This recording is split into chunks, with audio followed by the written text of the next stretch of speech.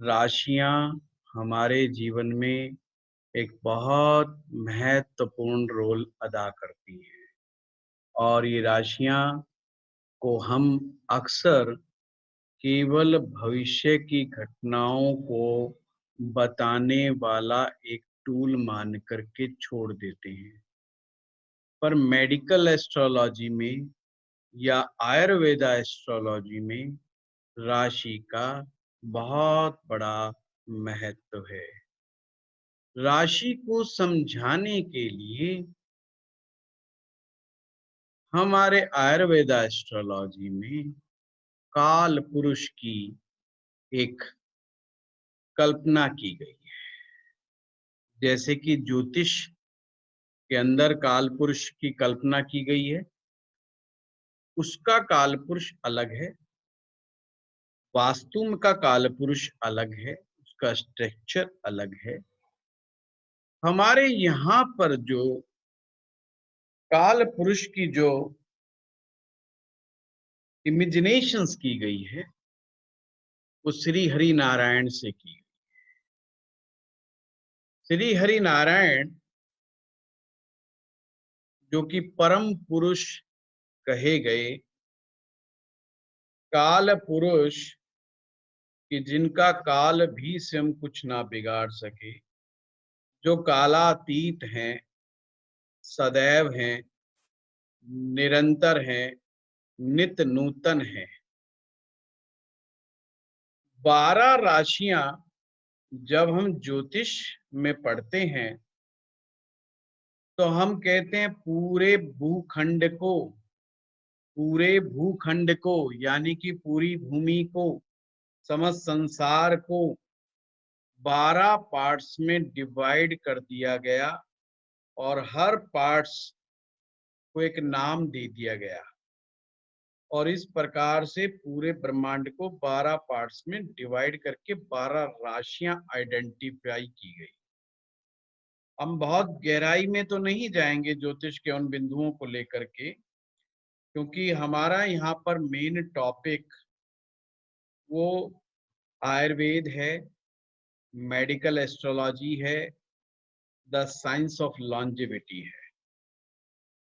पर जो विद्यार्थी बिल्कुल नए हैं और एस्ट्रोलॉजी से बहुत ज्यादा वाकिफ नहीं है, उनके लिए हम एक शुरुआती चर्चा आपके सामने करते हैं जिससे आपको समझ में आ जाए। जैसे ज्योतिष में पूरे भूखंड को 12 पार्ट्स में डिवाइड किया गया है, ऐसे ही भगवान श्री हरि विष्णु यानी कि पुरुष, परम पुरुष को पूरे शरीर को 12 पार्ट्स में डिवाइड कर दिया गया। 12 पार्ट्स। अब आपके सामने जो स्क्रीन सामने है, उसमें आप देखें और समझने का प्रयास करें कौन सी राशि शरीर के किस भाग से अटैच्ड है। अब हम इसके आगे का जिक्र करें तो नए विद्यार्थियों के लिए ये कौतूहल का विषय हो सकता है कि भाई ये आखिर राशि क्या है, राशि के मायने क्या है, ये राशि आखिर करती क्या है। आप लोगों की जो जन्म पत्रिका है, उस जन्म पत्रिका में राशि को कैसे देखा जाता है। जैसे कि शब्द है राशि, राशि का एक मायने होता है मूल्य। लिखा होता है ना कि इसकी फला, जब आप कोई चीज बाजार से खरीदने जाते हैं तो वहां पे उसका राशि, मूल्य राशि लिखी होती है। तो राशि का एक मायने है, क्वांटिटी भी है कि कितना राशि में क्या चीज मिले। मैथ में भी जब हम सवाल निकालते होते थे बच्चे, और जब छठी सातवीं में, तो हम कहते थे माना की राशि संख्या 100। राशि का मतलब कोई अमाउंट, कोई क्वांटिटी, एक ये शाब्दिक अर्थ। पर राशि ऋषि से आई है। और ऋषि का मतलब है, जैसे हम कहते हैं कोई ऋषि, ऋषि का मतलब हम मानते हैं कि कोई दाढ़ी वाला, कोई भगवा वेशधारी व्यक्ति, बड़ा बुजुर्ग व्यक्ति, सिद्ध पुरुष, ध्यानी पुरुष दिमाग में आता है। पर क्या हमें मालूम है ये ऋषि, मुनि, साधु, संत, गुरु, मेंटर, सलाहकार, सभी तो अलग अलग हैं, सभी के मायने अलग अलग हैं। अभी इतना ही समझ लीजिए, ऋषि का मतलब रचयिता, रचनाकार। जब कोई किसी सब्जेक्ट को रचता है तो वो उस सब्जेक्ट का ऋषि कहलाता है। जैसे हम कहते हैं पतंजलि योग के ऋषि हैं, उन्होंने योग को केवल कंपाइल ही नहीं किया, उस सब्जेक्ट पर बड़ा ही गजब का समझाने का प्रयास किया। ऐसे हमारे आयुर्वेद में भी बहुत सारे आचार्य हैं, एक प्रकार से ऋषि हुए।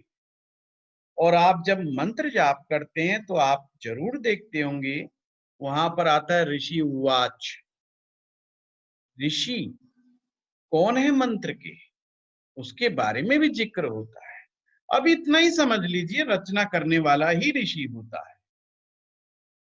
और रुचिकर सब्जेक्ट, रुचिकर विषय को लेकर के जब आप उसके मंथन में घुस जाते हो, उस विषय के बारे में दुनिया भर की रिसर्च करते हो, और कुछ मंथन के बाद अमृत तत्व निकाल करके लाते हो, और जो इस संसार को लाभ देने का कार्य करता है, ये जो अमृत तत्व है, तो व्यक्ति जब अमृत तत्व निकाल लेता है किसी विषय का, तो वो ऋषि कहलाता है। आयुर्वेद भी अमृत है, आयुर्वेद भी अमृत है। अब आते हैं हम राशियों पर। राशियां 12 होती हैं। मेष राशि नंबर 1 जो राशि होती है मेष। जो नए हैं वो लिखते रहे, नोट करते रहे, कोई बात होगी तो हम चर्चा करेंगे आज। नंबर 1 मेष राशि, नंबर 2 वृष राशि, नंबर 3 मिथुन राशि, नंबर 4 कर्क राशि, नंबर 5 सिंह राशि, नंबर 6 कन्या राशि, नंबर 7 तुला राशि, नंबर 8 वृश्चिक राशि, नंबर 9 धनु राशि, नंबर 10 मकर राशि, और नंबर 11 कुंभ राशि, नंबर 12 मीन राशि।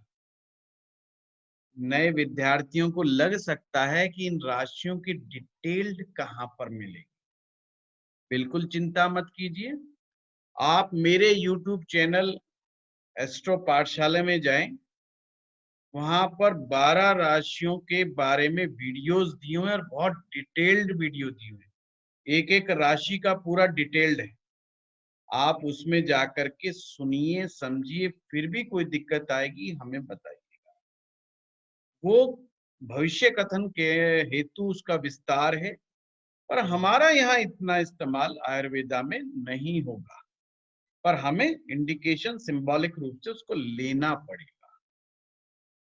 तो ये जो 12 राशियां हैं हमारी, इन 12 राशियों का कार्य क्या है? ये आपके कर्मा को रिकॉर्ड करती हैं। एक ज्योतिषी क्या करता है, और आपकी जन्म पत्रिका आखिर है क्या? आपकी जन्म पत्रिका आपके पिछले कर्मों के आधार पर जो मानचित्र ब्रह्मांड में ग्रहों का तारों का, सितारों का, नक्षत्र का जो बनता है वो आपकी जन्म पत्रिका बनती है, जिसे प्रारब्ध कहा जाता है। एक प्रकार से आपकी जन्म पत्रिका पिछले कर्मों के आधार पर तैयार हुआ मान ग्रहों का मानचित्र है। Astrology is a science of prediction। पर किसके आधार पर? फिर कहूंगा पास्ट कर्मों के आधार पर।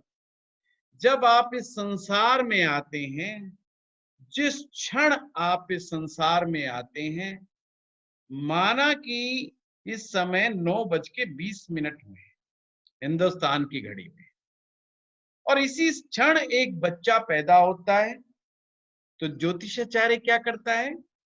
ज्योतिषाचार्य आज की डेट डालेगा, टाइम डालेगा और जन्म स्थान, 3 चीजें, पंचांग उठाएगा और उसके आधार पर एक लगन कुंडली बनाएगा। ये जो लगन कुंडली है, ये इसी क्षण का, जैसे 7/7/2020 आज की तारीख और 9:20 पर उस समय, उस क्षण ग्रहों का जो मानचित्र जो ब्रह्मांड में बना हुआ है, इसका मतलब कौन सा ग्रह कौन सी राशि में विचरण कर रहा है 9:20 पे, कौन सा ग्रह किस राशि में किस नक्षत्र में प्रेजेंट है, वो हम जन्म पत्रिका में उतार लेते हैं, वही आपकी जन्म पत्रिका है। पॉइंट समझ गए? इस प्रकार से आपकी एक जन्म पत्रिका बनती है, जो कि पास्ट कर्मों के आधार पर है, पर कोई ना कोई उस कर्म को रिकॉर्ड कर रहा है। जो ये कर्मा जो रिकॉर्ड होते हैं, वो राशि के माध्यम से होते हैं। जो आप अपनी जन्म पत्रिका जब देखते हैं, वहां संख्या लिखी होती है 2 नंबर, 3 4 5 6 7 ऐसे 12 तक होती है, और हम कहते हैं ये राशियां हैं। पर भाई राशियों को हम राशियां मान के छोड़ देते हैं। एक्चुअली में राशियों की स्टडी करने से आपको पता चलता है कि आप अपने पीछे कौन सा कर्मा साथ में लेकर के आते। राशि आपके मन को पूरा पूरा कंट्रोल करती है। मन में आने वाले विचार, मन इस संसार को किस दृष्टिकोण से देखता है, ये सब राशि ही डिसाइड करती है। चलिए अब हम समझते हैं कि आप अपनी जन्म पत्रिका में राशि को कैसे देखें। आपने को मैंने कल बताया था कि सभी लोग अपनी अपनी जन्म पत्रिका साथ में रख लें, जिससे आपको थोड़ा समझ आ सके। जब आप अपनी जन्म पत्री खोलें तो वहां पर लिखा होगा, ऊपर एक लगन कुंडली होती है। अगर जिनके यहाँ पर इंग्लिश में है तो असेंडेंट चार्ट लिखा होगा, कई जगह D1 चार्ट लिखा होगा। आप उस जन्म पत्रिका को देखें और वहां पर देखना ये है कि चंद्र ग्रह जहां पर लिखा हुआ है, आपने सिर्फ इतना आइडेंटिफाई करना है कि वो कौन से नंबर पर लिखा गया है। जैसे मान लीजिए किसी व्यक्ति की कुंडली में चंद्रमा नंबर 5 पे लिखा गया, नंबर 5 का मतलब नंबर 5 लिखा हुआ है वहां पर, तो इसका मतलब वो व्यक्ति सिंह राशि का है। अभी इसको जो आयुर्वेद से कैसे जोड़ना है, ये अभी हम कनेक्ट करेंगे। सबसे पहले नए विद्यार्थियों के लिए मैं बता रहा हूँ, मैं जानता हूँ इसमें 70 to 80% हमारे पुराने ही स्टूडेंट्स हैं जो ज्योतिष से वाकिफ हैं काफी हद तक, और उनके लिए बहुत छोटी मतलब मूल चीज है, पर सभी को हमने साथ लेकर के चलना है। इसलिए हमें नए विद्यार्थियों के लिए बहुत इम्पोर्टेंट है कि उनको ये समझाना है कि वो अपनी जन्म पत्रिका में कैसे आइडेंटिफाई करें कि उनकी राशि कौन सी, क्योंकि राशि के आधार पर ये सब चीजें तय होंगी आगे चल। धर्मेंद्र जी, हम क्वेश्चन सेशन रखेंगे, क्योंकि अभी अगर मैं, आपने जैसे हाथ उठाया, मैं अगर हर एक क्वेश्चन का जवाब अभी देना शुरू करूंगा ना, तो वो सारा सेशन बिगड़ जाएगा हमारा। ठीक है, तो मैं अभी खुद पूछूंगा, एक बार मैं राशि समझा दूं, फिर मैं आपके पास खुद ही आऊंगा सभी लोगों के पास, और मैं आपकी समस्या समझूंगा, और जो आपका क्वेश्चन है जब आप पूछ लें।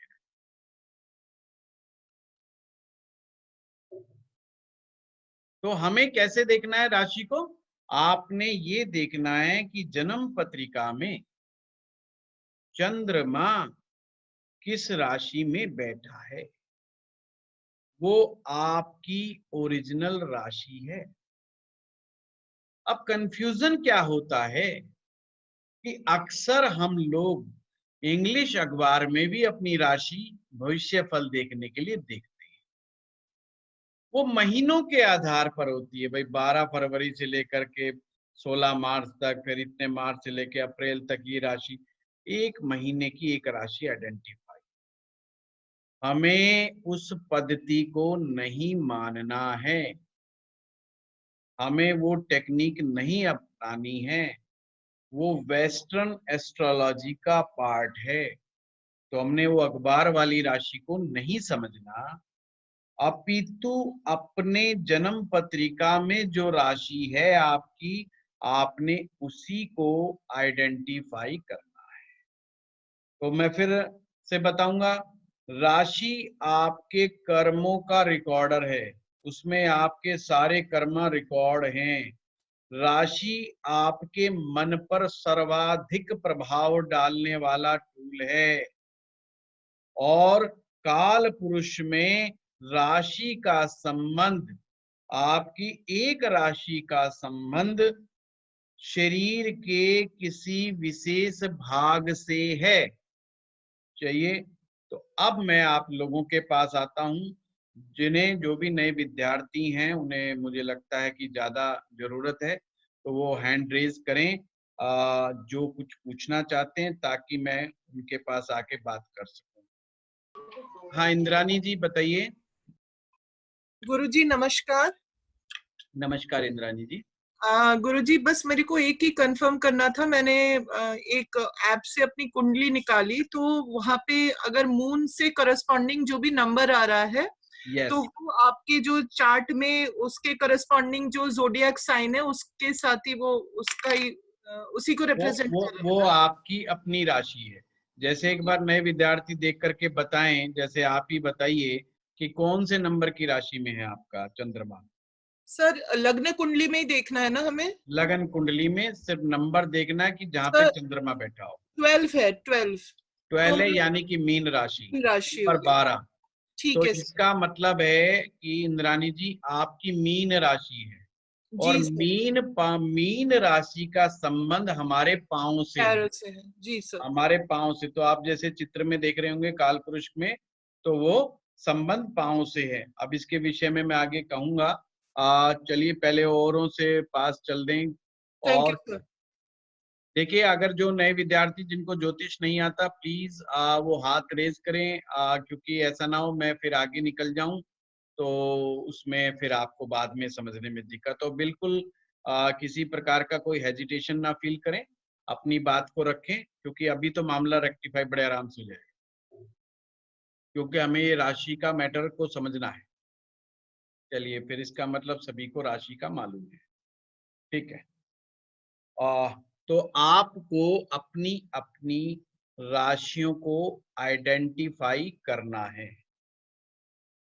अब ये जो राशियां काल पुरुष की कुंडली में देख रहे हैं, काल पुरुष भगवान के साथ शरीर से जो अटैच रहे राशियां, इनके बारे में मैं छोटा छोटा जिक्र करता हूं। और ये कैसे आप ज्योतिष में देख पाएंगे कि कौन सी राशि पर आपने अपनी, एक तो जन्म पत्रिका लेनी है, और जन्म पत्रिका में ये ध्यान से देखना है कौन सा ग्रह किस राशि में है, वो भी मैं बताऊंगा। सबसे पहले आपका आता सिर। ये जो सिर है इसका संबंध प्रथम राशि यानी कि मेष राशि से है।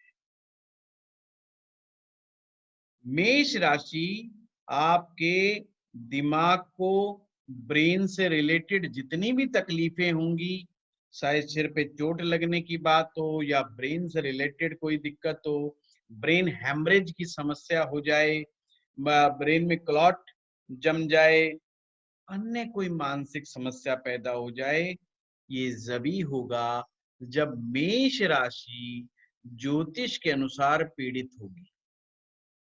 समझ में आई बात?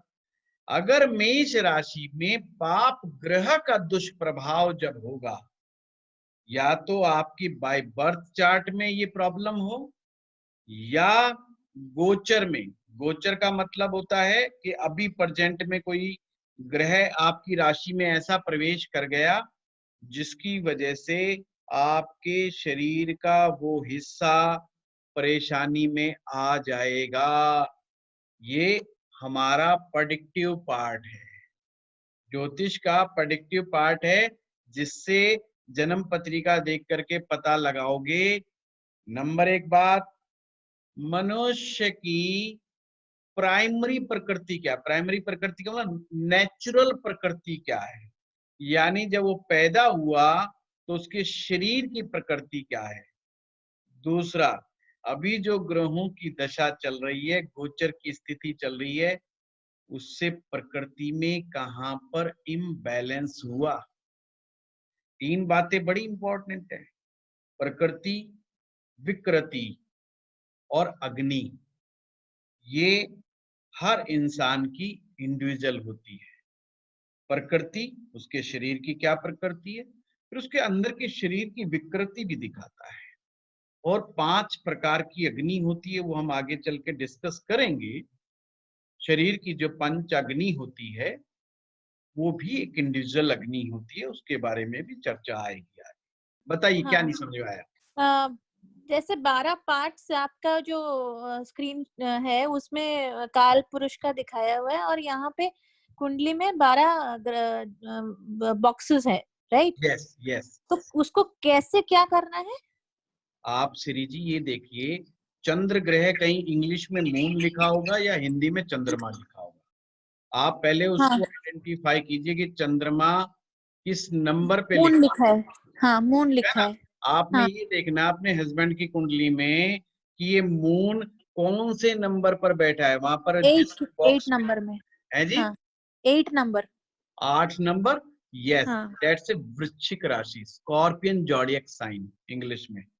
अच्छा। तो इसको हाँ, आइडेंटिफाई कीजिए आप। ओके, तो वहाँ वो मतलब स्कॉर्पियन सिंपल है, ज़ोडिएक साइन है। हाँ, आपके हस्बैंड का जॉडियक साइन है, जॉडियक साइन स्कॉर्पियन है। तो वही मैं पूछ रही थी सर, तो इसका मतलब मून जिसके कैसे जानेंगे कि ज़ोडिएक साइन कैसे, आप 8 और मून को कैसे कनेक्ट किए? मैडम और जी मैंने कोई कनेक्ट नहीं किया, मैंने कहा ये रूल है ज्योतिष का, हाँ। चंद्रमा जिस राशि में होगा वही व्यक्ति की राशि है। ओके ओके, तो मून है स्कॉर्पियो साइन में, इसलिए वो उनकी राशि है। अगर आप अपनी कुंडली में देखेंगे, अगर वहां पे चंद्रमा नंबर 5 की राशि में होंगे तो सिंह राशि हो जाएगी आपकी, सिंपल। हाँ, मेरी कन्या राशि है तो शायद उसमें हुई होगा, तो फिर नंबर 6 में होगा। हाँ ठीक है सर, वो चार्ट के आपका और जो स्क्रीन के आपको अनुसार। श्री जी मैं फिर कहूंगा कि आप मेरे वीडियोस में डिटेल में जाके देखें, तो उससे आपके हस्बैंड की मानसिक प्रकृति, उनकी विकृति सारी आपको डिटेलिंग वहां पर मिलेगी। ठीक है, हाँ अभी सर, आपने चलो अच्छी बात है बोल दिया, अगर कोई और भी है आप में से बचा हुआ तो मुझे बता दे, क्योंकि फिर हम धारा प्रवाह चलेंगे तो फिर बीच में ना वो सारा प्रवाह टूट सकता है। ठीक है, हाँ, ठीक अभी तो है। आप एक ही रूल बोले कि चंद्रमा जिसके घर में है वही वाला वो हाँ जी, हाँ जी, बस बस। हाँ धर्मेंद्र जी बताइए। जी सर, मेरा एक क्वेश्चन है। मेरे पास कुंडली नहीं है जी, तो मैं वैसे ही आपसे जो आप बोल रहे हैं वर्बली, उसी हिसाब से फिर मैं अपना नोट बना लूं। हाँ जी, हाँ बिल्कुल बिल्कुल, नोट्स बनाइए और वीडियो भी आपको मिलेंगे। और नोट्स हमारे नितिन जी हैं, वो नोट्स क्लास के बाद ही इतने अच्छे तरीके से उन्होंने कल भी नोट्स दिए हैं, और जी। हमारे प्रताप जी हैं, वो भी बड़े अच्छे नोट्स लिखते हैं, और एक मनीत गिल जी हैं, वो भी नोट्स बनाती हैं। तो आपको नोट्स के कई टाइप मिलेंगे आपको हमारी क्लास में, तो उसकी चिंता ना करें। आप अपने एंगल से भी अपने नोट्स बनाइए, खुद की अंडरस्टैंडिंग से सर भी नोट्स बनाएं, ठीक तो है? सर अगर अगर वो आपने जो कुंडली बोला वो पास हो तो फिर तो थोड़ा आपके और समझना आसान हो जाएगा। कोई बात नहीं, घर में कोई भी ऐसा बच्चा है, कोई विद्यार्थी, कोई भी है, घर के किसी भी सदस्य की आप कुंडली लेके बैठ सकते हैं। सर ये है सिर्फ नहीं, आपने ये यही क्वेश्चन है। निकलवा लीजिए धर्मेंद्र जी ना, ठीक ठीक है? ठीक। ये कोई वो नहीं। चलिए, तो इस प्रकार से हमने उसको शरीर के उस स्पेसिफिक पार्ट के साथ अटैच्ड करना है, और आपको ध्यान रखना है जो आपकी अपनी राशि है, उसका जो बॉडी का स्पेसिफिक पार्ट है वो बहुत मेन है। राशि का भी अपना खुद का एक नेचर होता है, राशि का भी अपना एक नेचर होता है। मन स्थिति संबंधी जितनी भी विकार होंगे वो राशि के द्वारा ही आइडेंटिफाई किए जाएंगे। फिर से बता रहा हूं, मन स्थिति का आकलन कोई व्यक्ति अपने मन से किस प्रकार के विचार लेता है, उसके दिमाग में किस तरह के ख्याल पैदा होते हैं, वो इस संसार को किस दृष्टिकोण से देखता है, इसके रेफरेंस के लिए आपको राशि को ही पकड़ना होगा। यहां पर दो धाराएं हैं। बीमारियां एक तो फिजिकल जो एलिमेंट होती हैं, जो शारीरिक व्याधियां होती हैं, एक तो उसका एक कारण होता है, एक लॉजिक होता है। लॉजिक में आपने गलत खान पान कर लिया है, गलत लाइफस्टाइल में चल रहे हैं आप, गलत कोई दवा का सेवन कर लिया है, कुछ भी गलत खा पी लिया है, एक तो ये बीमारी का कारण होता है। दूसरा सबसे बड़ा कारण होता है वो मानसिक है। जैसे हम कहते हैं कि भाई एसिडिटी हो गई, अब एसिडिटी को प्रथम दृष्टि देखा जाए तो सभी ये मानेंगे भाई खान पान की समस्या है, पर जो हमारा मनोविज्ञान है, आयुर्वेद का जो मनोविज्ञान है या ज्योतिष का जो मनोविज्ञान है, वो एक धारा की ओर बात करता है। वो बात करता है कि भाई खान पान की तो बात वो एक अलग फैक्टर है, कहीं ना कहीं एसिडिटी के पीछे आपका नेगेटिव थॉट प्रोसेस भी जिम्मेवार है, जिसकी अक्सर चर्चा नहीं होती। ये जो नेगेटिव थॉट प्रोसेस है, आपके अंदर एक स्पेसिफिक टाइप के ही विचार आना, ये राशि इस बात को डिसाइड कर। मान लीजिए जैसे एक एलर्जी का रोग होता है, और अक्सर हमारे यहाँ पे कहा जाता है भाई एलर्जी की कोई दवा नहीं, इसको बस दबा दो, एलर्जी की कोई दवा नहीं है। तो माना ये जाता है कि आप कोई ऐसी चीज अंदर ले रहे हैं शरीर के, जिसकी वजह से बॉडी वो रिएक्शन दे रही है और वो एलर्जी क्रिएट कर रही है, और ये एलर्जी की बीमारी हमें बड़ा परेशान कर देती है। तो माना ये जाता है या तो ये कोई फूड के द्वारा यानी कि भोजन के द्वारा, या एटमॉस्फेयर में कोई एलर्जन हो जो हमारे को एलर्जी की समस्या पैदा कर दे, या कुछ स्पेसिफिक पॉइंट हैं, कुछ भोजन के कुछ पार्ट्स हैं, कुछ चीजें हैं जो हमें एलर्जी पैदा कर सकते हैं। और मनोविज्ञान कहता है एलर्जी नॉन एक्सेप्टेंस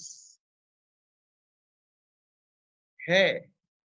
जब आप रिलेशनशिप में किसी को एक्सेप्ट नहीं कर पाते, जब आप अपने एटमॉस्फेयर को एक्सेप्ट नहीं कर पाते, तो आपको एलर्जिकल प्रॉब्लम हो जाती है। एक्सेप्टेंस जो होता है, बीमारियों का एक्सेप्टेंस हो या रिलेशनशिप का एक्सेप्टेंस हो, एटमॉस्फेयर का एक्सेप्टेंस हो, बहुत बड़ी मेडिसिन है, बहुत बड़ी दवा है। हम अंदर से विरोध, हमारा पूरा मन तंत्र, शरीर तंत्र अंदर से विरोध जब कर बैठता है एटमॉस्फेयर का, रिलेशन का, तो हम एलर्जी के शिकार हो जाते हैं। तो ये मनोस्थिति के कारण हुआ। परंतु एलर्जी, अगर आप में से किसी को भी एलर्जी है तो ज्योतिष के अनुसार एलर्जिकल प्रॉब्लम्स के पीछे रीजन क्या है?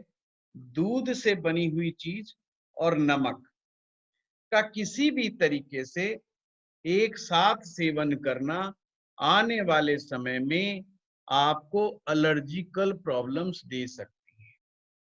अक्सर हम जब चाय पीते हैं तो उसके साथ पकोड़े खा लेते हैं या नमकीन खा लेते हैं।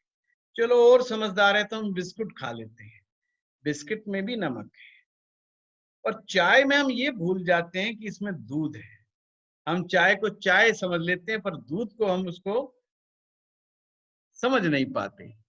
और जब चाय के साथ आप नमकीन या बिस्किट्स या अन्य चीजें खाते हैं, अगर आपकी बॉडी का इम्यूनिटी सिस्टम कमजोर है, वो भी पता लगेगा आगे जाके, इस कोर्स में सीखोगे कि बॉडी की इम्यूनिटी कमजोर क्यों होती है। तो आपको अगर बॉडी की इम्यूनिटी कमजोर है तो एलर्जी डेवलप हो जाएगी। आप किसी का 5 साल में होगा, किसी का 10 साल में, किसी के 15 साल में। ये सबका इंडिविजुअल है, उनकी हर एक की शरीर की प्रकृति भिन्न भिन्न होती है। तो आपको अगर किसी भी व्यक्ति को एलर्जिकल प्रॉब्लम है, उसे ध्यान रखना चाहिए दूध से बनी हुई चीजें उसको अगर वो अवॉइड कर सकें तो बहुत ही जरूरी है। क्योंकि नमक का कब तक परहेज रखोगे? नियम तो ये है, अगर गलती से आपने कोई दूध से बनी हुई चीज ले ली तो नमक का 3 घंटे का परहेज करो। आप मिनिमम 3 घंटे का परहेज होना चाहिए, दोनों के भोजन के बीच में गैप होना चाहिए। और दाल के विषय में 5 घंटे का गैप होना चाहिए। ये तो है परहेज की बात। और आइडेंटिफाई करें कि आपको एलर्जी किससे है। और दूध ज्योतिष में चंद्रमा है और नमक जो है वो शनि है।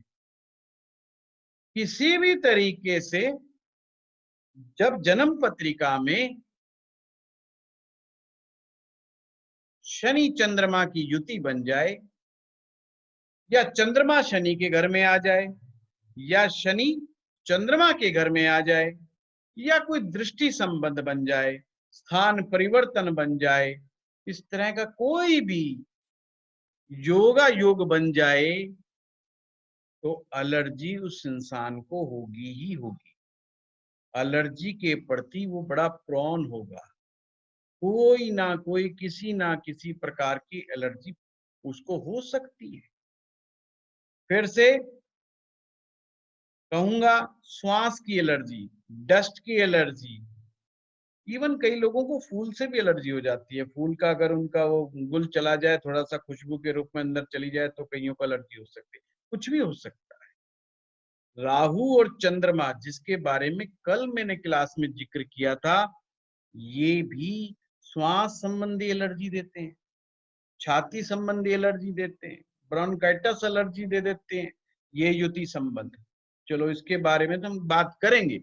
पर मेरा बताने का मतलब एक ये था, ऐसे व्यक्ति का नेचर नॉन एक्सेप्टेंस टाइप होता है। यानी कि जिन लोगों के शरीर में एलर्जी डेवलप होती हैं, उनमें एक्सेप्टेंस लेवल कम होता है। फ्लेक्सिबिलिटी उनके जीवन में थोड़ा कम होती है, मन से कमजोर होते हैं। नॉन एक्सेप्टेंस होते हैं, मन से कमजोर होते हैं। जो लोग मन से बहादुर हैं, मन से स्ट्रांग है, मन उनका स्ट्रेंथफुल है, उनको एलर्जी डेवलप नहीं होती। और ज्योतिष में जब भी चंद्रमा राहु के साथ, शनि के साथ, सूर्य के साथ, केतु के साथ आएगा, आपका मन वीक हो जाएगा। और मन के वीक होने से कुछ चीजों की नॉन एक्सेप्टेंस आप में बढ़ जाएगी। फिर चाहे स्किन एलर्जी, श्वास की एलर्जी, भोजन की एलर्जी, नाना प्रकार की अलग अलग हो सकती है। वो इन्वेस्टिगेशन का विषय आपकी जन्म पत्रिका से। तो एलर्जी के पीछे नॉन एक्सेप्टेंस की विचारधारा बहुत हद तक जिम्मेवार होती है। इम्यूनिटी का बेस्ट इम्यूनिटी, आजकल इम्यूनिटी की बड़ी चर्चा हो रही है, आप सुन रहे चारों तरफ कोरोना कोरोना कोरोना फैल रहा हुआ है। आपको एक सूत्र देता हूं इसके विषय में। जो रिलेशनशिप होते हैं हमारे, वो हमारी इम्यूनिटी को सबसे ज्यादा प्रभावित करते हैं। अगर आप बहुत अच्छे रिलेशनशिप में हैं, निश्चिंत रहें, कुंडली में ग्रह कहीं भी कोई भी बैठा हो, अगर आप बेस्ट रिलेशनशिप में हैं, अगर आप अपने रिलेशनशिप को एंजॉय कर रहे हैं, तो आपकी इम्यूनिटी ऑटोमेटिक स्ट्रांग हो जाएगी। अगर ऑलरेडी आपकी इम्यूनिटी स्ट्रांग है और रिलेशनशिप गलत है आपका, चाहे वो संतान का और आपका हो, चाहे आपके और आपके जीवन साथी का हो, धीरे धीरे शरीर की इम्यूनिटी डाउन होती चली जाएगी। हमेशा ध्यान रखना, ये भी एक दवा है। अपना रिलेशनशिप, गलत रिलेशनशिप बीमारियों को, व्याधियों को आकर्षित करता है। अच्छा रिलेशनशिप बीमारियों को दूर लेकर के जाता है। भोजन के रूप में आप इम्यूनिटी बूस्टर में जो करते हो वो आप करते रहिए, बट ये ज्योतिष की फिलॉसफी है कि अगर आप अच्छे रिलेशन में नहीं हैं, तो आप निश्चित रूप से लैक ऑफ इम्यूनिटी का शिकार हो जाएंगे आने वाले समय में। और वो 5 साल में हो, 10 साल में हो, वो डिपेंड्स ऑन दशा कि कौन सी दशा से हम कितने ज्यादा बीमार हो सकते हैं, उसके विषय में हम आगे चर्चा करेंगे। तो आपको समझ में आया कि इम्यूनिटी, जो रियल इम्यूनिटी बूस्टर है, वो सब हमारे पास ही होता है। हम जब लड़ाई करते हैं घरजनों, घर वालों से, परिवार वालों से, रिश्तेदारों से झगड़ा हम कर बैठते हैं, दोस्तों से, मित्रता से, मित्रों से बड़ी जल्दी हम दोस्ती तोड़ बैठते हैं। ये सब चीजें कहीं ना कहीं हमारे अंदर भी एक क्रांति पैदा करती है, हमारे मन रूपी सिस्टम को हिला देती है, और मन के रोग शरीर में एंटर करते हैं। शुरुआत मन है, मन के रोग शरीर में एंटर कर जाते हैं, और मानसिक उथल पुथल, कुछ बीमारियों को तो बीमारियों का नाम ही नहीं देना चाहिए, क्योंकि वो मात्र केवल किसी बीमारी के लक्षण है। किस बीमारी के? मानसिक रोग के लक्षण के रूप में आ जाती है चीजें। तो आपको ये धीरे धीरे धीरे धीरे, जब हम इसमें आगे सीखेंगे, वात कफ पित्त जैसी प्रकृति के बारे में सीखेंगे, तो आपको इसकी डिटेलिंग धीरे धीरे मिलेगी। अभी मैं बड़ा मिक्स चीजें करवा रहा हूं शुरुआत में, पर धीरे धीरे हमारी रफ्तार पकड़ते हम चले जाएंगे। मुझे भी आपकी अंडरस्टैंडिंग हो जाएगी कि कितने लोग ऐसे हैं जो किस बात को कितना पकड़ रहे हैं एस्ट्रोलॉजिकल। बड़ा आसान करके मैं समझा रहा हूं, और आसान ही आगे तक चलेगा ये विषय। मेरा पूरा प्रयास रहेगा इस विषय को जितना इजी भाषा में आपको समझा सकूं, मैं अपने प्रयास करता रहूंगा। दूसरी बात, हमने समझा कि जो आपकी राशियां हैं वो किस प्रकार आपके उससे संबंध रखती है। अब आगे जो पुराने विद्यार्थी हैं उनके लिए भी सूत्र। आपने जो कुंडली में 12 राशियां देखी हैं, आपने ये देखना है किस राशि में पाप ग्रह बैठा है और किस राशि में शुभ ग्रह बैठा है। सभी विद्यार्थियों के लिए पाप ग्रह कौन कौन से होते हैं मैं बता देता हूं। राहु ग्रह, शनि ग्रह, मंगल ग्रह, केतु ग्रह, इनको पाप कैटेगरी में रखा गया है। मैलेफिक भी बोल सकते हो आप। फिर से रिपीट कर रहा हूं, राहु ग्रह, शनि ग्रह, मंगल ग्रह एंड केतु ग्रह पाप ग्रह हैं, और पाप ग्रह ही व्याधि कारक होते हैं। पाप ग्रह व्याधि कारक होते हैं। पाप ग्रह बेशक धन देने में अच्छे हों, पर शरीर के मामले में आयुर्वेदा एस्ट्रोलॉजी के अनुसार पाप ग्रह अच्छे नहीं होते, हेल्थ हैजर्ड्स माने जाते। इसके विपरीत दूसरी कैटेगरी शुभ ग्रहों की है। शुभ ग्रहों को नोट करें यहां। शुभ ग्रह में सर्वप्रथम शुक्र ग्रह, गुरु ग्रह, बुध ग्रह और बलवान चंद्रमा, ये 4 ग्रह शुभ माने गए हैं। और शुभ ग्रह आपके हेल्थ को एनहांस करते हैं। अशुभ ग्रह आपकी हेल्थ को एनहांस करते हैं, अशुभ ग्रह आपकी हेल्थ को डेंट मारने का काम करते हैं। तो ये 2 कैटेगरी यहां बना दी। एक ग्रह बच गया, वो है सूर्य। कल की जो क्लास थी मैंने बार बार जिक्र किया था, कोई भी रोग जब शरीर में एंटर करेगा तो बिना सूर्य की इजाजत के वो शरीर में एंटर नहीं कर सकता। पर सूर्य ना तो शुभ ग्रह है ना अशुभ है, क्योंकि इसमें काफी हद तक क्रूरता भी है सूर्य में। सूर्य को राजा कहा गया ना, तो राजा कभी कभी मूड खराब होने पर सजा ज्यादा भी दे सकता है। मूड का गुलाम होता है राजा, थोड़ा सा अपनी इमेज के प्रति बहुत ज्यादा वो हो जाता है, तो कुछ सही सही कहा नहीं जा सकता। रोग के विषय में भी इसको शुभ ग्रह की स्थिति में नहीं रखा जाता, क्योंकि इसकी प्रकृति गर्म है। वो आगे हम चर्चा करें। तो आपने देखा कि शुभ ग्रह और अशुभ ग्रह 2 कैटेगरी हमने बना दी, और सूर्य जो भगवान है उनको रक्षक के रूप में रख दिया कि भाई आप तो डिफेंस सिस्टम हो शरीर का, कि आप रोग जब तक नहीं घुसेगा जब तक आप कमजोर नहीं होंगे।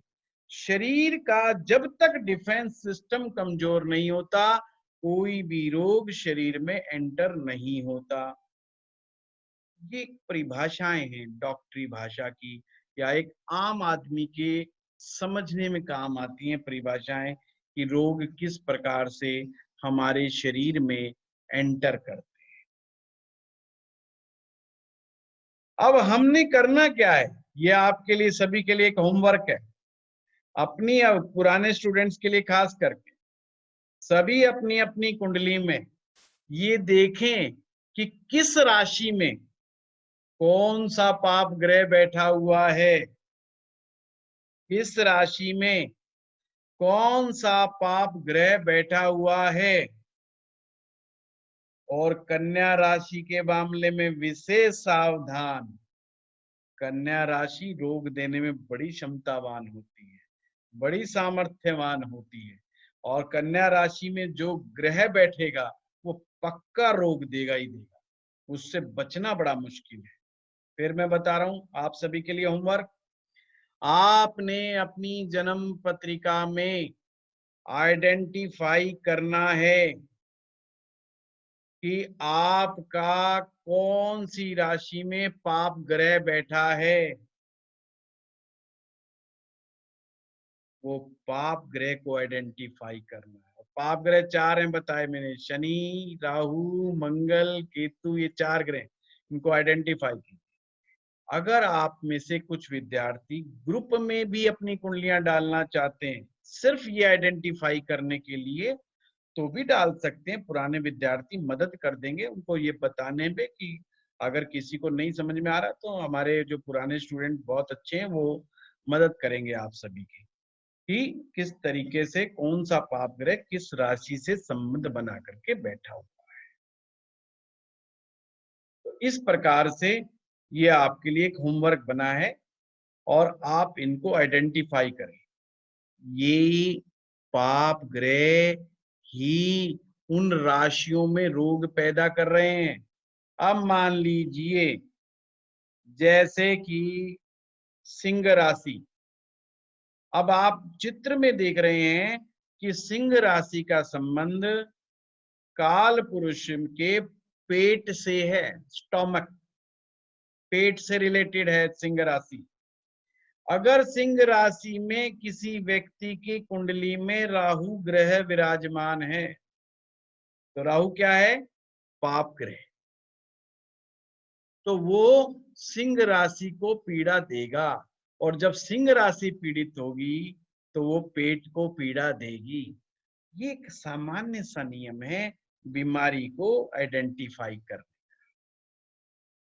फिर से, अगर माना किसी व्यक्ति की सिंह राशि में राहु बैठा है तो राहु पाप ग्रह हो गया।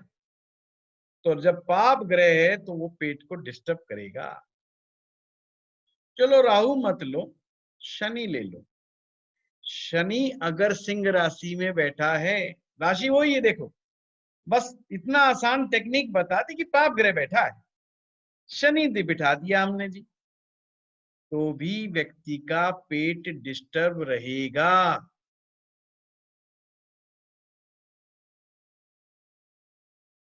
आप देखते हैं, कई बार मैंने कल भी इस बात का जिक्र किया था, कुछ लोग भोजन में, खान पान में बेचारे बड़ी सावधानी बरतते, उसके बावजूद वो किसी स्पेसिफिक प्रॉब्लम के शिकार होते हैं।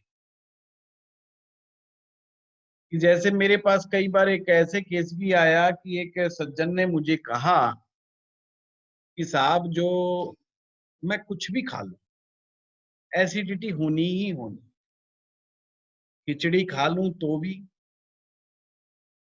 सिंपल अपने फल फ्रूट खा लूं तो भी, नहीं खाऊंगा तो भी, और खाऊंगा तो भी एसिडिटी होना ही होना है। उसकी कुंडली में दोष था।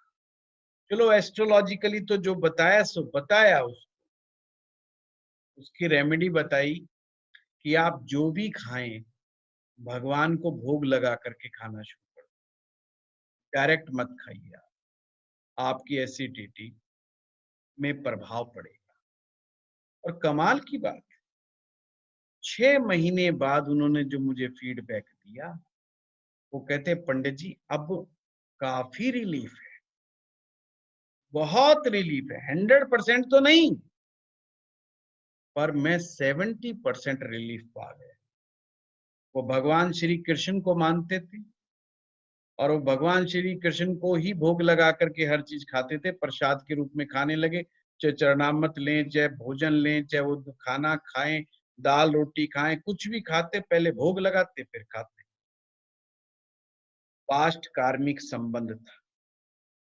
कभी कभी कार्मिक पीछे का हिसाब किताब ऐसा होता है जिसकी वजह से सावधानी रखने के बावजूद भी हमारे जीवन में रोग आ जाते हैं।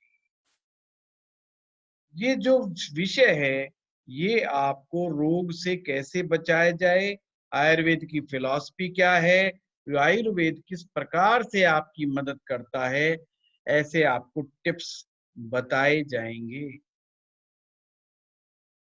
इसी प्रकार से जैसे किसी व्यक्ति की सिंह राशि में शुक्र जैसा ग्रह बैठा हो या गुरु बैठा हो, पेट मस्त रहेगा। कई लोग है ना उल्टा सीधा खाना खाते हैं फिर भी कुछ नहीं होता, फंसते नहीं। मैंने तो एक व्यक्ति ऐसा भी देखा जो दही भी खा रहा था, परांठे भी खा रहा था, साथ में चाय भी पी रहा था, और सच माने 3 साल तक मैंने उसको ऑब्जर्व किया, कोई एलर्जी नहीं, कोई पेट की समस्या नहीं, कोई कुछ नहीं।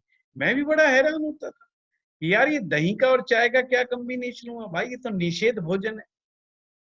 वो कहता पंडित जी देख लो, आई एम सो फिट, कोई एक्सरसाइज नहीं करता। तो जब ये शुभ ग्रह बैठे, उसका जो है गुरु सिंह राशि पर था, तो इसलिए मैंने वो चीज आइडेंटिफाई करी, आपको बताने की कोशिश की। तो ये राशियां आपकी जो आज आपको बताई गई हैं, ये आपको इस प्रकार से मदद करती है।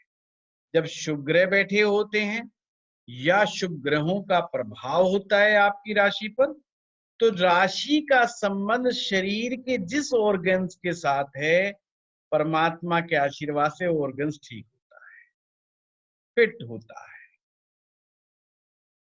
तो इस प्रकार से देखते हैं, अगर अशुभ ग्रह बैठेंगे तो वो डिस्टरबेंस क्रिएट करेगा ही करेगा। जैसे तुला राशि का संबंध आपके जेनिटल ऑर्गन से होता है, और मान लीजिए यहाँ पर तुला राशि में मंगल जैसा ग्रह बैठ गया। अब मंगल पाप है कि शुभ है? तो मंगल पाप ग्रह है, तो ये तुला राशि को डिस्टर्ब करेगा। अब तुला राशि का संबंध आपके जेनिटल ऑर्गन से, यूरिन में इन्फेक्शंस होगा, बार बार किडनी में मतलब किडनी स्टोन बनने के योग बन जाएंगे, कई तरह की समस्याएं यूरिन संबंधी हो जाएंगी, जेनिटल ऑर्गन्स में भी तरह तरह की प्रॉब्लम हो सकती है, सेक्सुअल डिसऑर्डर भी हो सकता है, तो कई तरह की तकलीफ होगी। तो उससे आइडेंटिफाई कर लिया यार ये जो इसकी ग्रह स्थिति है ये कोई बहुत अच्छी नहीं है इस स्पेसिफिक ऑर्गन के लिए, तो हमें फिर उसके लिए काउंटर चीजें करनी है, फिर उसके लिए स्पेसिफिक भोजन, ताकि उसको जो पेशाब में जलन की समस्या तो इनको गर्मियों में बार बार हो जाती है, क्योंकि मंगल की प्रकृति भी गर्म है और तुला राशि के ऊपर प्रकृति गर्म हो जाएगी तो वही पित्त बढ़ जाएगा, पित्त के बढ़ने से समस्या खड़ी हो जाएगी और उसको यूरिन संबंधी इन्फेक्शन, यूरिन इन्फेक्शन और कई चीजें होने लग जाएंगी। हाँ सुरभि बताइए। नमस्कार गुरुजी। नमस्कार। गुरुजी, तुला राशि में तो शनि उच्च का होते हैं, तो मंगल इसमें का भी जिक्र किया है सुरभि, जैसे मंगल आपने बताया पाप ग्रह है, शनि उच्च का हो जाएगा, पर उच्च का वैसे तो हमारे एक रूल है ज्योतिष का, उच्च के ग्रहों में पॉजिटिव असंस होता है, फिर भी आयुर्वेदा एस्ट्रोलॉजी कहती है ये ठीक नहीं है। ओके। उच्च का शनि होगा, जैसे अटल बिहारी वाजपेयी साहब का शनि उच्च का था जी। और उन्हें किडनी की प्रॉब्लम थी पहले किडनी, और वो आपको मालूम होना चाहिए वो एक ही किडनी पे सरवाइव कर रहे थे कई सालों तक, कई वर्षों तक। आप बिल्कुल। अगर गूगल करके देखोगे तो आपको सारा आ जाएगा केस, और लास्ट स्टेज में वो काफी डायलिसिस वगैरह पे रहते थे, तो यानी कि किडनी अपने आप में एक प्रॉब्लम। उनका एक इंटरव्यू भी मैंने देखा था, उन्होंने कहा था उन्होंने किसी को किडनी डोनेट की थी, ये नहीं पता किसको की, पर हाँ किडनी के ऊपर आफत तो आई ना एक प्रकार से, चाहे डोनेट करनी पड़ी उनको, किसी की भलाई के लिए करना पड़ा, पर एक ऑर्गन्स के ऊपर तो इफेक्ट आ गया, मतलब 2 किडनियां होती हैं हमारी, एक दे दी तो उन्हें एक पे सरवाइव करना पड़ा। जब आदमी एक किडनी पर सरवाइव करता है तो उसको अपने यूरिनरी सिस्टम का बहुत ध्यान रखना पड़ता है। ऐसे केसेस में बार बार यूरिनरी यूटीआई की समस्याएं हो जाती हैं, यूरिनरी ट्रैक्ट इन्फेक्शन जैसी समस्याएं हो जाती हैं, पेशाब में गर्मी जल्दी हो जाती है, अगर गलती से पथरी बनना शुरू हो जाए, स्टोन्स डेवलप होना शुरू हो जाए तो और भी चीजों को कॉम्प्लिकेटेड कर देती है। तो ग्रह उच्च का था, एज उनकी अच्छी रखी, क्योंकि शनि लॉन्जेविटी का प्लेनेट है, शनि लॉन्जेविटी देता है ज्योतिष के अंदर, तो उच्च के होने से उनकी आयु तो चलो वो 85 क्रॉस कर गए और उम्र भी अच्छी थी, पर एक तकलीफ के साथ रहे कई 10-15 वर्षों तक, वो एक किडनी पे सरवाइव करने के कारण, हो सकता है मुझे अच्छी तरह याद नहीं है 15-20 साल रहे हों।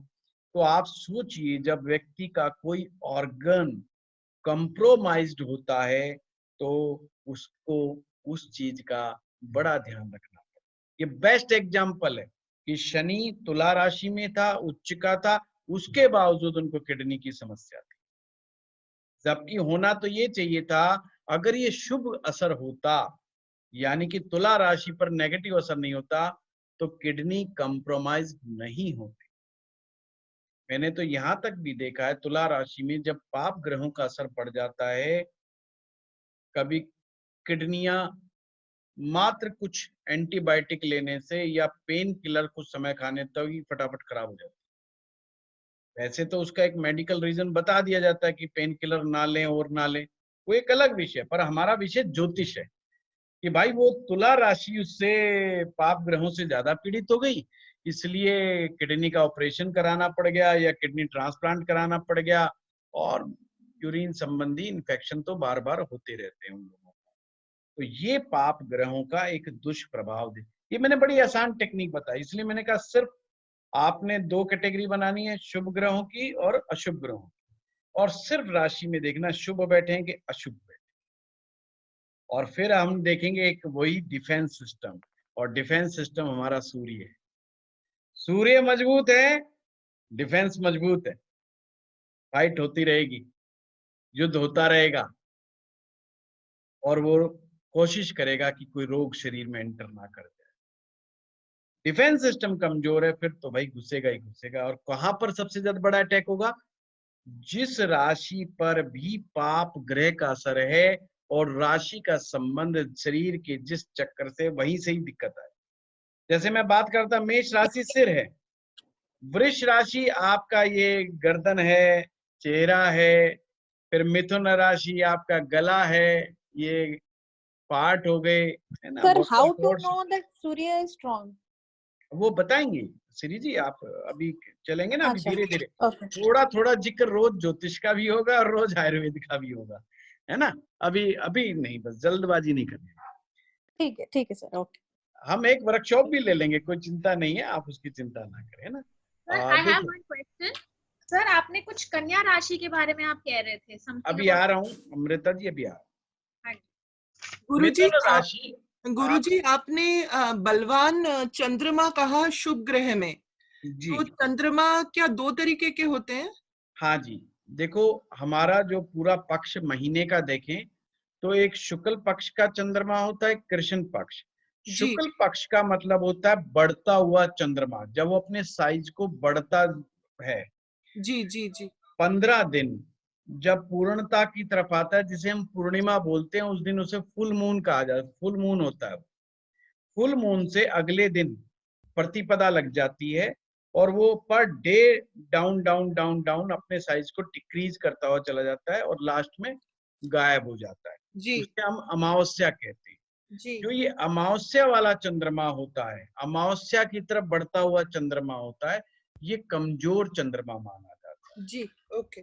पूर्णिमा की तरफ बढ़ता हुआ चंद्रमा बली चंद्रमा माना जाता है। मान लीजिए कोई बच्चा आज पैदा हुआ और पता चला जी आज कल है पूर्णिमा है, तो आज इसका मतलब चतुर्दशी है, तो वो पूर्णिमा की तरफ बढ़ता हुआ बच्चा पैदा हुआ, तो इसका मतलब चंद्रमा उसका बलवान है, स्ट्रॉन्ग है, ठीक है, स्ट्रॉन्ग है। पूर्णिमा के 6 दिन बाद तक भी चंद्रमा में बलवान रोशनी रहती है, मतलब चंद्रमा की रश्मियां रहती हैं पूर्णिमा से 6 दिन बाद तक, और अमावस्या के अगले 6 दिन तक भी चंद्रमा में पूर्णतया अच्छी ढंग से रश्मियां नहीं आती, इसलिए वो अगले 6 दिन तक कमजोर ही माना जाए। तो वो कुंडली से हमें पता चल जाता है? हाँ, तारीख देखो कि बच्चा, मतलब मान लीजिए आप अपना ही देख रहे हैं तो आप यह तिथि देखिएगा वहां पर कि अच्छा, कौन सी तिथि में आप पैदा हुए, अच्छा अच्छा फिर में आए ना। तो अच्छा, मान लीजिए आप द्वादशी में पैदा हुए, द्वादशी 12 तो इसका मतलब क्या है, 3 दिन के बाद पूर्णिमा आ जाएगी, तो आप बढ़ते हुए चंद्रमा में आ गए। तो वहां शुक्ल पक्ष और कृष्ण पक्ष लिखा रहता है कि अच्छा, शुक्ल पक्ष है इसका मतलब बढ़ता हुआ, कृष्ण पक्ष का मतलब घटता हुआ। द्वादशी तो कृष्ण पक्ष में भी आएगी, तो द्वादशी अगर कृष्ण पक्ष की आई तो चंद्रमा को कमजोर कर दिया, अगर शुक्ल पक्ष की आई तो चंद्रमा को मजबूत कर दिया। एक और तरीका है, अगर सूर्य चंद्रमा आमने सामने बैठे हो कुंडली के अंदर, सूर्य चंद्रमा आमने सामने बैठे हो, आमने सामने का मतलब कोई पहले भाव में बैठा है, कोई 7वें भाव में बैठा है, तो अगर बैठे हो तो भी चंद्रमा बली होता है। पर सूर्य चंद्रमा अगर साथ में बैठ जाए जो कुंडली में, ओके, समझो वो अमावस्या का है, उसका जन्म ही अमावस्या का। चंद्रमा सूर्य के जितने निकट आता चला जाएगा उतना ही अमावस्या का योग बन जाएगा। ओके सर, सूर्य चंद्रमा कमजोर हो जाएगा। जी sir, thank you sir. Sir आप बोले बली हो जाता है मतलब? स्ट्रॉन्ग, स्ट्रेंथफुल, बलवान। तो इस प्रकार से कर्क राशि का संबंध आपकी छाती से, चेस्ट से है, रेस्पिरेटरी सिस्टम से है। सिंह राशि का संबंध आपके पेट से है, और कन्या राशि का संबंध आपके हिप्स, ये जो कटी प्रदेश कहलाता है, इनसे कन्या राशि का संबंध बनता है। कन्या राशि के विषय में जो आप पूछ रहे थे, मैं ये कह रहा था किसी भी व्यक्ति की कुंडली में अगर कन्या राशि में जो भी ग्रह बैठ जाए कुछ ना कुछ प्रॉब्लम देगा। कन्या राशि एक प्रकार से रोग की देने वाली सर्वाधिक बलवान राशि मानी जाती है। इसीलिए कन्या राशि का बड़ा ध्यान रखने वाली बात होती है। ये एक नियम है।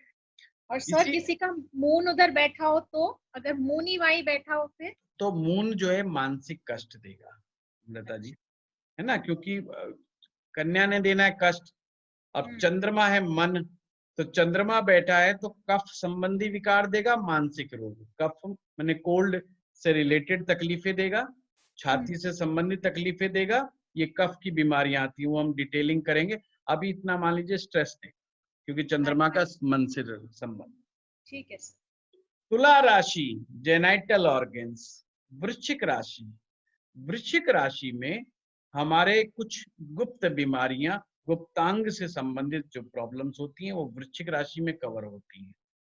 धनु राशि का संबंध आपकी जंघाओं से है, थाई। फिर मकर राशि का संबंध आपके घुटनों से है, नी। और इसी प्रकार से कुंभ राशि का संबंध पिंडलियों से है, टखनों से है। और मीन राशि का संबंध पांव से है, पांव के जो नीचे का हिस्सा होता है उनसे संबंध है। इस प्रकार से ये भी आप सभी के लिए होमवर्क है कि आप सभी के सभी इसके नोट्स बनाएं, किस राशि का संबंध किस शरीर के किस हिस्से से। ये देखिए, ये बहुत इंपॉर्टेंट है। हम यहाँ ज्योतिष की बहुत ज्यादा और डिटेलिंग तो नहीं करेंगे, पर ये इंपॉर्टेंट है। ये आपको, चाहे आप इसे रट्टा मारो, बार बार समझो, ये आपको याद होनी चाहिए किस राशि का संबंध शरीर के किस पार्ट से है। ये मस्ट है। फिर हम, हाँ जी, आज का फिर हम प्रश्न लेते हैं। किसी का कोई प्रश्न है तो बताएं, फिर इसको एंड अप करेंगे। सर सचिन बात कर रहा हूँ। हाँ सचिन बोलिए। सर जैसे अभी हम बात कर रहे थे कि सिंह राशि में अगर राहु है तो भी गड़बड़ करेगा, शनि है तो भी गड़बड़ करेगा। हाँ, तो बात ये दोनों के होने में अंतर क्या है, किसी एक के होने में किस तरह से व्याधियां देगा, राहु या शनि? सबसे पहले सचिन हम आइडेंटिफाई कर रहे हैं। मैं इसका जवाब इसलिए नहीं दूंगा कि नई समस्या पैदा हो जाएगी। शनि भी वात कारक है और राहु भी वात कारक है। अच्छा, वो वायु विकार पैदा करता है, ठीक है ना। पर अभी सिर्फ आज की क्लास में हमने इतना आइडेंटिफाई करना भी प्रॉब्लम देगा, पेट को डिस्टर्ब करेगा। ठीक, वो हम डिटेलिंग करेंगे, क्योंकि फिर कई कहेंगे जी बात क्या होती है वो बताओ, है ना। वो वात का, कफ का और पित्त का हमने स्पेशल इसमें विषय रखा हुआ है, टॉपिक रखा है, क्योंकि इसके बगैर आयुर्वेद पॉसिबल ही नहीं है। तो जब अपन उसमें डिटेलिंग करेंगे तो बहुत सारी चीजों की अंडरस्टैंडिंग उसी बात से हो जाएगी। ठीक। और एक बात और सर, कि कन्या राशि में अगर शुभ ग्रह भी होगा वो भी बीमारी देगा। हाँ, वो भी, बस इसलिए मैंने स्पेशल मेंशन किया। ऐसा नहीं कि अगर शुक्र आ गया तो खराब करेगा ही करेगा, बुध भी आ गया तो भी गड़बड़ कर देगा। मतलब मरकरी से रिलेटेड दिक्कत दे देगा। और मरकरी होती है हमारी वेन्स की नसों का प्लेनेट होता है, हमारी नसों को कमजोर कर देता है, दांतों की समस्या पैदा कर देता है। कई उच्च का होते हुए भी, हाँ, उच्च का होते हुए स्किन रिलेटेड दिक्कतें दे देता है। गुरुजी, ये किडनीज कौन से राशि में आएंगे, तुला में या? तुला राशि जी, तुला राशि। अच्छा, तो कन्या में हिप रीजन है जी। कन्या में जो आपने हिप रीजन दिखाया, मतलब सब हिप रिलेटेड बोन्स उसमें आएंगे क्या? कन्या में बहुत सारी चीजें और भी आएंगी, जैसे पेनक्रियाज है आपकी, है ना, स्प्लीन है, पेनक्रियाज है, ये और भी चीजें आएंगी, उसकी भी हम डिटेलिंग कराएंगे। अभी तो हमने बाहर का जो शरीर का स्ट्रक्चर है ना उसको आइडेंटिफाई कर रही। अभी हमारे वाइटल ऑर्गन, जैसे हार्ट का हमने जिक्र नहीं करा, हार्ट का संबंध जो है सिंह राशि से, तो फिर हम डिटेलिंग भी करेंगे। जैसे लीवर का भी यहाँ पे कोई जिक्र नहीं आया, जी का नहीं आया जी सर। बहुत सारी चीजें हैं जो इंटरनल ऑर्गन्स हैं, उनका अभी हम नहीं जिक्र कर रहे, क्योंकि बाहर का जो शरीर दिखाई दे रहा है काल पुरुष का, उनका उस राशियों से क्या संबंध है। तो जैसे पेट का भी पेट की समस्या, पर पेट की तो बहुत सारी समस्याएं हो सकती है। जी सर। कॉन्स्टिपेशन भी पेट की समस्या है, गैस्ट्रिक प्रॉब्लम भी पेट की समस्या है, कॉलन से रिलेटेड यानी इंटेस्टाइन से रिलेटेड भी है, और अल्सर जैसी समस्या भी पेट की समस्या, बहुत सारी चीजें है ना, वो आगे हम करेंगे। जी सर, थैंक यू। सर एक सवाल था हाँ जी, कि कोई पीड़ित राशि जिस भाव में होगी उस भाव का भी कोई रिलेशन होगा बीमारी से? हाँ होगा, पर राशि एकदम इम्पैक्ट शो करती है प्रताप जी, इसलिए सबसे पहले हमने राशि को लिया है यहाँ पर। भाव का भी होता है, नो डाउट, वो आगे चल के कराएंगे। जी जी हाँ मंजीत जी बोलिए। गुरुजी, कन्या राशि का आपने जैसे बताया कि वो कुछ ना कुछ प्रॉब्लम देगा, पर अगर वहां पे कोई ग्रह ना हो तो भी वो अपना कुछ ना करेगा या सिर्फ बच इफेक्ट नहीं होगा? वो बच गया, कुछ तो फायदा होना चाहिए, है ना। वो सिर्फ ग्रह बैठने पर है, ऐसे कन्या राशि पड़ी पड़ी कुछ नहीं करेगी। गुरुजी नितिन बोल रहा हूँ। हाँ नितिन जी बताइए। सर मैं ये कह रहा था, कल आपने बताया था कि जो राहु की जो प्रकृति है वो वेस्टर्न कल्चर को अपनाने की है, ठीक है ना, वो पश्चिम मतलब वहीं की तरफ लेके जा रहे हैं, इसी वजह से शनि की प्रकृति, नितिन जी दोबारा सुनिए, शनि की प्रकृति वेस्ट है, राहु की प्रकृति सीमाओं को, बंधन को तोड़ देना। हाँ, ठीक है अपनी कल्चर को तोड़ना, अपने कल्चर वो तोड़ता है राहु। नहीं मैं ये कह रहा था सर, जो वेस्टर्न कंट्रीज के लोग हैं वो बड़े हेल्थी माने जाते हैं, वहां का 70 साल का आदमी भी बड़ा हष्ट-पुष्ट होता है, तो उसका कारण क्या है सर? फिर आप थोड़ा सा, आपको हिस्ट्री में जाने की जरूरत है, इंडियन आदमी की ताकत का पता लगाइए, आपको पता चल जाएगा इंडियन आदमी भी कोई कम मजबूत नहीं था। सब वो पश्चिम के कारण हम कमजोर हो गए, ये समझिए आप। ठीक है सर, ठीक है सर, ठीक। महाराणा प्रताप की अगर हाइट और अगर उनके बारे में भी अगर आप पढ़ भी लेंगे तो आज भी हमें पसीने आ जाते हैं, अंग्रेज क्या करेंगे उनके साथ। तो अरे सर अगर ये कन्या राशि में 2 या 3 ग्रह बैठे हो ज्यादा तो परेशानी ज्यादा है? हाँ परेशानी ज्यादा हो जाती है। ठीक है। हाँ जॉय मुखर्जी, आपका बताइए, कोई क्वेश्चन है? आपने हाथ ऊपर कर रखा है। जी सर, मैं गौरव चक्रवर्ती हूँ। एक मिनट, सभी हाथ खड़ा कीजिए, मैं आ रहा हूँ सभी के पास।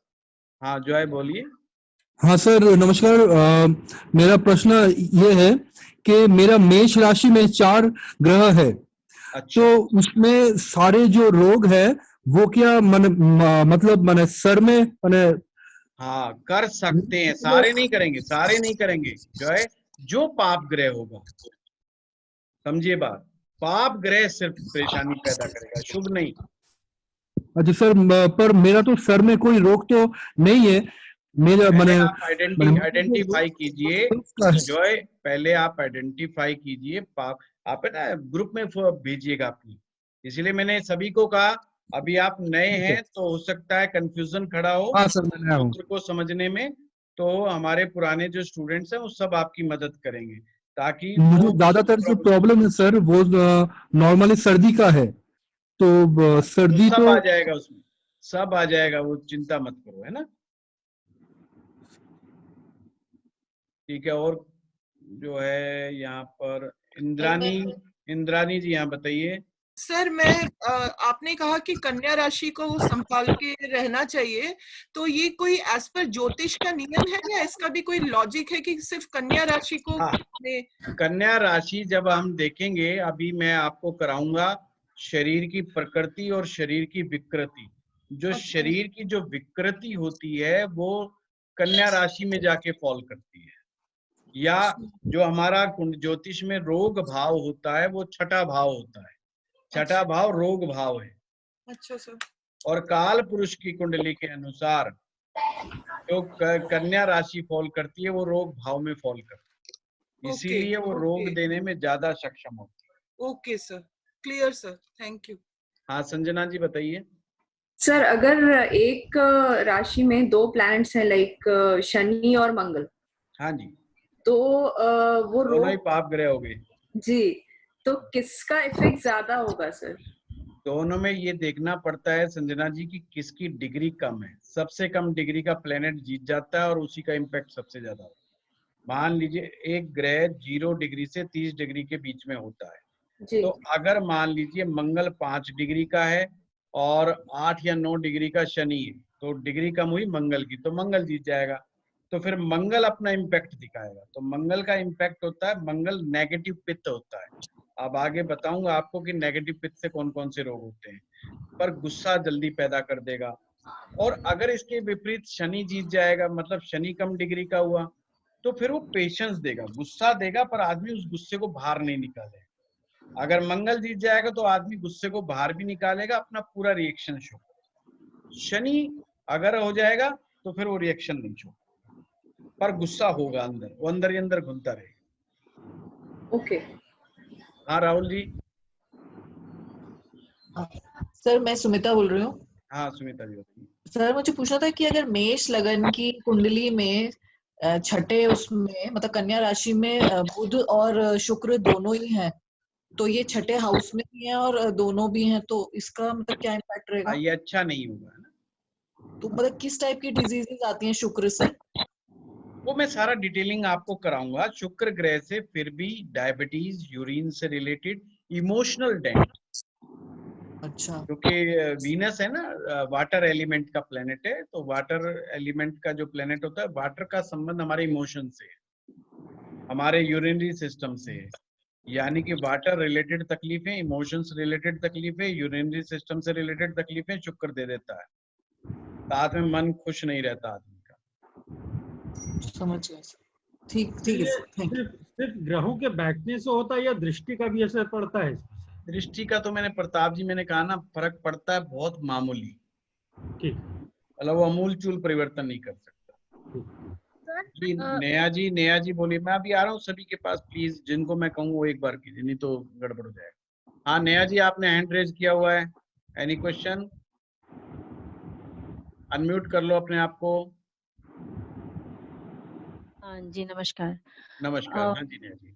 मेरा जो लग्न चार्ट में मैंने देखा कि मेरा सन और शनि दोनों साथ में बैठे हैं, सातवीं राशि, सातवां घर जो कि है तुला राशि।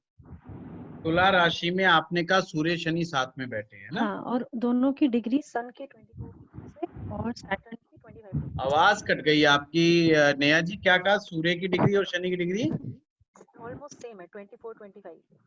हाँ तो ऑलमोस्ट सेम नहीं कहेंगे हम, 1 डिग्री का डिफरेंस आ गया। हाँ तो जो कम डिग्री का प्लेनेट है वो विन कर जाता है, जीत जाता है, पर सूर्य कभी पार्टिसिपेट नहीं करता, तो यहाँ पर ऑटोमेटिक शनि जीत गया। यहाँ पे सूर्य का 24 है, शनि का 25 है। हाँ तो मैं वही कह रहा हूँ, ये जब हम इसका कंपैरिजन करते हैं, अगर सूर्य कंपैरिजन में, तो हम सूर्य को कंपेयर नहीं करते हैं। अच्छा। तो सूर्य पार्टिसिपेट ही नहीं करेगा उस चीज में ना, तो ऑटोमेटिक शनि जीत जाएगा, क्योंकि वो तुला राशि है, तुला राशि शनि की उच्च राशि है। यहाँ पर सूर्य कमजोर हो गया है और शनि जो है पावरफुल हो गया। तो सूर्य मेरा लग्नेश है और वो कमजोर हो गया है, शनि वो कमजोर हो गया है, तो सावधानी रखनी पड़ेगी हमें। शनि संबंधी समस्याएं आएंगी। शनि जो है वात रोग देता है, वायु विकार देता है।